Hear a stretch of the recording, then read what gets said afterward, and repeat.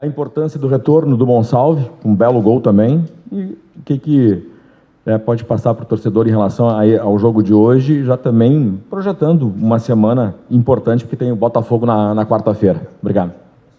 Uma primeira parte em que tivemos ali alguma dificuldade da ligação por dentro, muitas vezes a bola no corredor e não tínhamos ligação dentro para podermos fazer a variação de corredor, eles com uma linha de 5, o espaço andava em frente um pouco à linha de 5, quer em corredor central, quer em corredores laterais, variámos pouco para tirar partido disso, devido à falta de ligação por dentro, por umas questões de posicionamento. Falámos disso, mas não tivemos a oportunidade de testar isso que nós falámos ao intervalo em termos de retificar, porque entretanto o Arthur, uma das peças de meio, acabou por sair. Fizemos um jogo dedicado, um jogo em que procurámos o jogo para ganhar a confiança necessária depois de algumas coisas que nos aconteceram. Sobre o Monsalvo, um bom retorno do Balbuena também, muitos meses sem jogar e vê-lo voltar, foi bom ver esse momento e a forma como ele entregou. Portanto, seguimos para o próximo capítulo. Boa noite, professor. Leonardo Oberher, Rádio Grenal. Professor, daqui 2 dias o senhor completa o primeiro mês de trabalho aqui na Arena, no Grêmio, e essa última semana não teve resultados, pelo menos dentro do campo, tão satisfatórios. Eu gostaria de uma avaliação aí do trabalho desses 30 dias, o que melhorou, quais foram as evoluções que o senhor viu dentro do campo, mesmo depois de resultados negativos. As evoluções que nós vemos é em função daquilo que são os nossos objetivos e aquilo que nós queremos ver no momento ofensivo e defensivo. Sei que não há ideias novas para instalar na equipa, que se vem instalando na equipa, que se vem desenvolvendo. Isso, dentro daquilo que foi o plano destes 30 dias, era para além da observação e da reflexão sobre aquilo que vemos, era também importante fazer esses resultados positivos para nos gerar confiança. Apesar de os resultados, não é em tom de lamentação, mas em tom de constatação. Aos 89, podemos ter feito no último jogo 2-2, não fizemos. Hoje, aos 99, sofremos um gol que podia não ter acontecido e ganhávamos. E hoje eu estaria aqui a dizer, com exatamente o mesmo trabalho, estaria a dizer, tem sido positivo, temos desenvolvido, empatámos o último, hoje ganhámos. Disto 1 minuto, 2 minutos do termo de uma partida. Já para não falar nos momentos mais difíceis, de outros momentos mais difíceis que tivemos no caminho. Foi bom vê-los evoluir em determinados momentos do momento defensivo e foi bom vê-los evoluir em determinados momentos do momento ofensivo. Mesmo debaixo de alguma desconfiança, porque as vitórias é que geram confiança.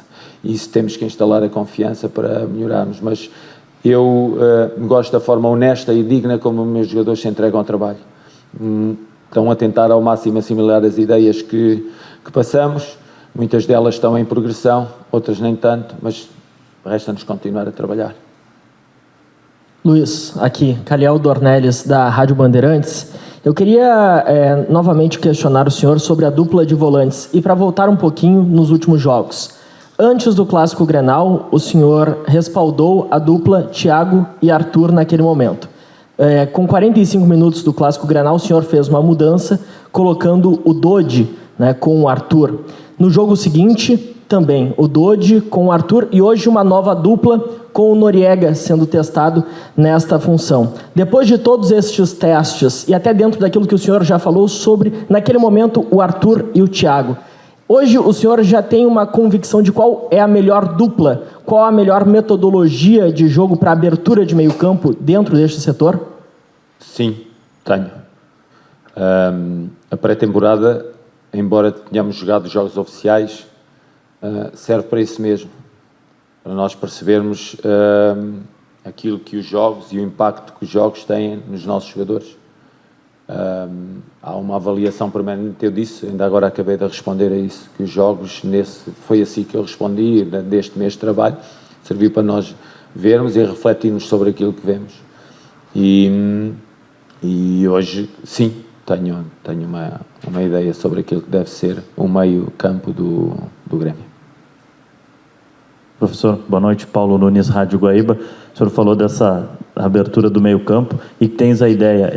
E qual seria ela, qual a dupla, por exemplo, que mais lhe agradou jogando nessa frente da defesa?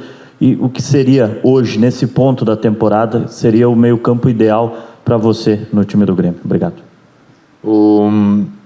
Eu acho que nós jogámos declaradamente com um homem na posição 10, entregando a linha e o momento defensivo só a 2 jogadores, as tarefas de bloquear movimentos, muitas vezes 3, 4 jogadores da linha média adversária. Acho que é muito pouco para nós. Aquilo que nos espera é um trabalho muito árduo nessa zona do terreno, que muitas vezes vai ter que contar também com aquilo que é o flutuamento dos pontas ao interior da equipa para bloquear aquilo que são os movimentos da equipa adversária nesses momentos de jogo. Existe uma ideia clara neste momento na minha cabeça, uma avaliação, mas não quero dizer com isto que os jogadores sejam menos competentes ou mais competentes. Há jogadores que uma equipa é uma conjunto de sociedades que existem dentro do campo e uns associam-se melhor a uns do que a outros. Uns têm características que complementam os outros e outros não têm tanto essas características. Vamos continuar o trabalho, vamos continuar a definir aquilo que é a melhor equipa para nós apresentarmos, mas tenho uma ideia clara já daquilo que eu quero para o meio e hoje o Noriega deu um interessante equilíbrio ao meio campo. Professor, aqui, Valéria Possamay, Rádio Gaúcha. A partir desse segundo mês do ano, a gente entra num novo capítulo no Campeonato Gaúcho, que agora é jogo único na fase de quartas de final, já é mata, tem a sequência de jogos do Campeonato Brasileiro. Você já tem a definição de qual time o principal vai jogar Campeonato Brasileiro ou Campeonato Gaúcho? Qual vai ser o planejamento do Grêmio a partir desse novo momento também do Gauchão? Obrigada. Agora a nossa preocupação fundamental é atacar o próximo jogo do Brasileirão. Essa é a nossa prioridade. E felizmente temos entre jogos domingo, segunda e terça, temos 3 dias, o que não acontece por vezes, mas desta vez acontece e isso permite-nos ter os jogadores todos disponíveis para o jogo de quarta-feira, com este intervalo de tempo.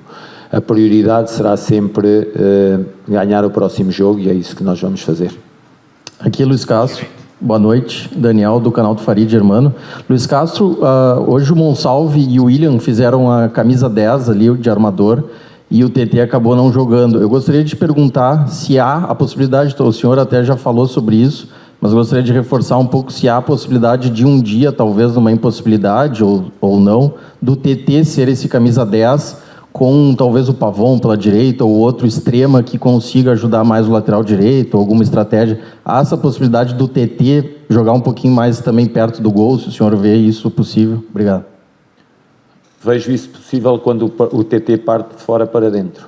Agora o TT partir já da posição de dentro para desenvolver a posição 10, acho que é muito difícil para ele. São jogadores que estão habituados a jogar com a lateralidade, ele está habituado a jogar com uma linha ao lado dele e não com um adversário por fora dele. Portanto, e ele ao vir para dentro vai jogar com adversários por fora, vai jogar por dentro, vai ter adversários à sua volta. Portanto, é um jogador que não está rotinado nessa posição e a idade dele ainda pode não experimentar a posição da mesma forma que, por exemplo, experimenta um William quando de dentro. Ele hoje faz um bom jogo, só que nós queríamos... O William faz um bom jogo, só que nós queríamos dar a oportunidade para eu ver o Monsalve, já que ele teve tanto tempo parado e para o ver em atividade. Vejo difícil o TT jogar ali, até porque nós temos alguns jogadores que desenvolvem a posição 10. Professor, aqui. Rafael Copete, 2 toques e estou na área. Professor, na sua apresentação lhe perguntei sobre os perfis comportamentais dos atletas. E o senhor falou que são 4 fatores e que o psicológico aciona os demais. Como é que o senhor enxerga, após esses 6, 7 jogos de pré-temporada e oficiais, como é que o senhor enxerga o autocontrole do seu grupo? Porque nós tivemos essa polêmica com a arbitragem, onde o árbitro chamou os capitões, mas o Arthur, que é um importante atleta dentro das temáticas da equipe, ficou ali tentando dialogar com o juiz. e parece que isso aí acabou provocando mais o juiz ainda, e a reação foi a expulsão dele. Como é que o senhor enxerga que está o mental dos seus atletas para enfrentar essas adversidades? Até por causa da resiliência que o senhor citou no Grenal, não é só a vitória, nós temos que ter resiliência também para se recuperar dos resultados negativos. Obrigado. Sim, o primeiro agente pacificador do jogo não são os jogadores. O primeiro elemento pacificador do jogo é o árbitro. O árbitro não pode agitar o jogo. E nenhum ser humano fica imune àquilo que é a agitação do momento. Os jogadores estão a competir, têm níveis de adrenalina elevados, têm outros níveis dentro do corpo elevadíssimos e, portanto, serenar debaixo de momentos agitados, isso é pedir o impossível. Portanto, como eu avalio os jogadores manifestaram-se pelo querer que tinham em ganhar o jogo e por estarem a sentir uma injustiça dentro do campo. E todos nós nos sentimos, quando nos sentimos injustiçados, nos manifestamos. Eu também me manifestei, agora dentro das palavras corretas para com o árbitro. E sim, defendo sempre o respeito, sempre defendo. Agora, o não manifestar aquilo que são as nossas opiniões mesmo ao longo do jogo, acho que estamos a inverter as coisas. Quer dizer, os jogadores têm que apaziguar, têm que pôr em paz um jogo que o árbitro, por outro lado, está a agitar. Não me parece correto. Luiz, aqui, Eduardo Picão, da Bagé TV. O Grêmio, por vezes, dentro do jogo, mostra uma passividade defensiva. Hoje, mais uma vez, tomou um gol de escanteio, uma bola parada que o jogador recebe na entrada da área livre. Isso se deve ao que exatamente? Uma falta de atenção, uma falta dos jogadores de assimilar o comportamento defensivo ou até alguma questão física do momento de pré-temporada de não conseguir chegar inteiro na bola? O que o senhor enxerga em relação a esses momentos de passividade na marcação?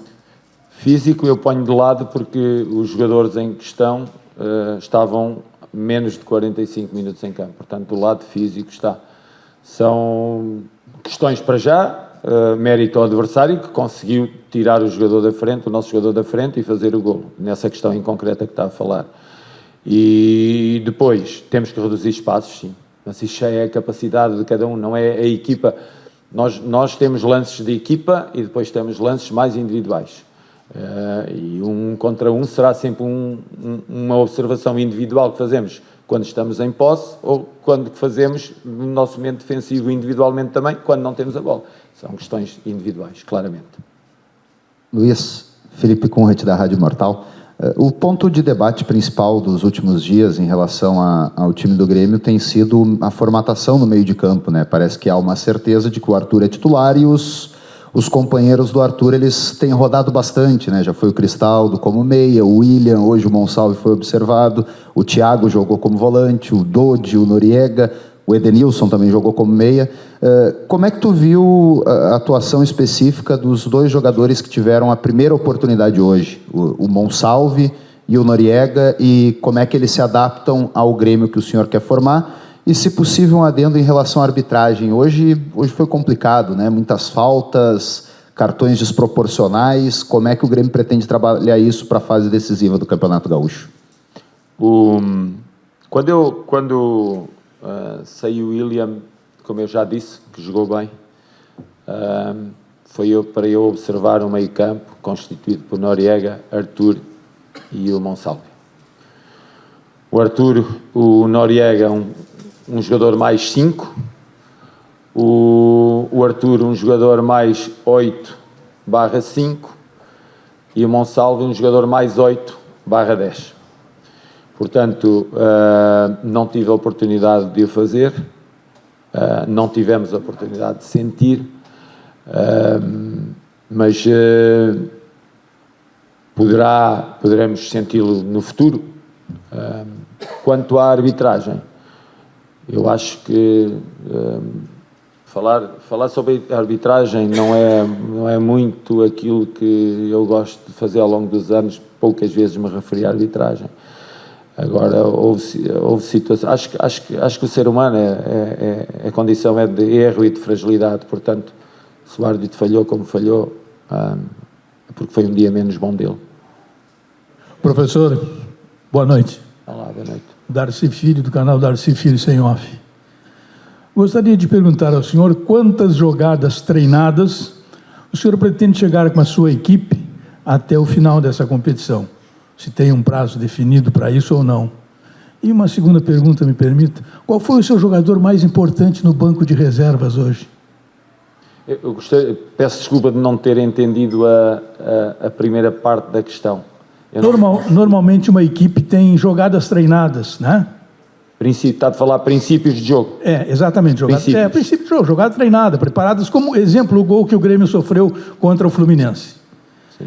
Uma equipe do senhor tem quantas jogadas treinadas na sua projeção, nos seus objetivos?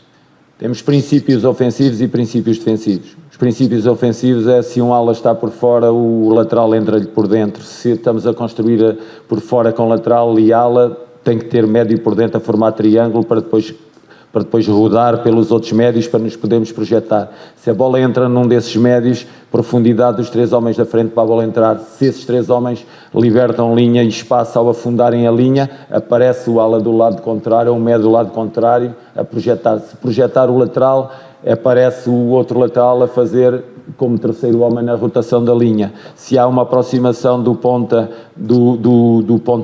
centroavante, aparecem os alas a procurar mais espaços interiores. Se os alas procurarem mais espaços interiores, é para receberem no pé e depois se ligarem um ao outro. Se perderem a bola, reação à perda nos primeiros 3, 4 segundos de jogo, se não der, para montar bloco. Montamos bloco em 4-4-2 ou em 4-5-1, em função do adversário. Quando mais baixo, montamos um bloco de 5-4-1 e o quinto homem é do lado contrário, a bola fazendo uma diagonal ou entrando nas costas do lateral, porque é muitas vezes aí que é uma zona procurada.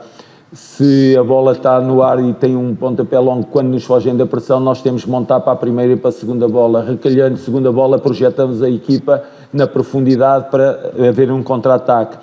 Se o contra-ataque não resulta com uma subida rápida de toda a nossa equipa, se o contra-ataque não resulta, há que reagir em 4 segundos e voltar a tudo ao mesmo sistema. Se montamos a equipa atrás do guarda-redes para sair, montamos em quadrado ou montamos em triângulo. Ou montamos em triângulo com 2+1 ou 1+2. Se montamos em 2+1, o nosso centroavante muitas vezes vem fazer o quadrado de meio para ganharmos superioridade no meio. Ganhando superioridade no meio, ou descobrimos numa relação de passe-escada na primeira linha, ou então temos que meter direto naquilo que são os nossos pontas, que nesse caso ficam no 1 contra 1 quando montamos quadrado no meio.